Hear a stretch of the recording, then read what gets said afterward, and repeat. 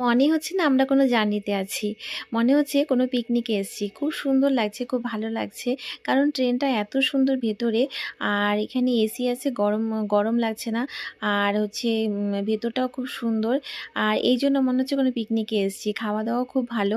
এই যে আমরা সকালে বলছি, সরি, সন্ধ্যা ৬টার দিকে উঠেছি ট্রেনে। তো এই যে সন্ধ্যার যে টিফিনটা হয় সেটা দিয়েছে। এখানে চা, কফি, যার যেটা প্রয়োজন, যে যেটা খাবে আর কি তাকে সেটাই দিচ্ছে।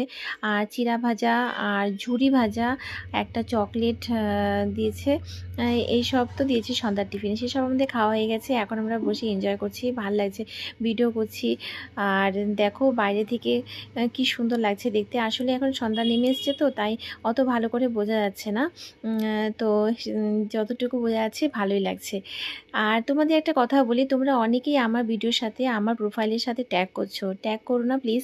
ট্যাগ করলে কি হবে জানো, তোমাদের ভিডিওতে ভিউজ আসবে না, সাথে আমার ভিডিওতেও ভিউজ আসা বন্ধ হয়ে যাবে। সেই জন্য ট্যাগ করো না। ট্যাগ করাটা খুব খারাপ। ফেসবুকে কারো প্রোফাইলের সাথে ট্যাগ করাটা ঠিক নয়। আমি কারোর সাথে করি না, কিন্তু যারা আমার সাথে করছো তাদেরকে বলছি। দেখো বলতে বলতে আমরা চলে এলাম। এটা হলো শিয়ালদা স্টেশন। আর স্টেশনে এখন পৌঁছে গেছি। ট্রেনটাও দেখো।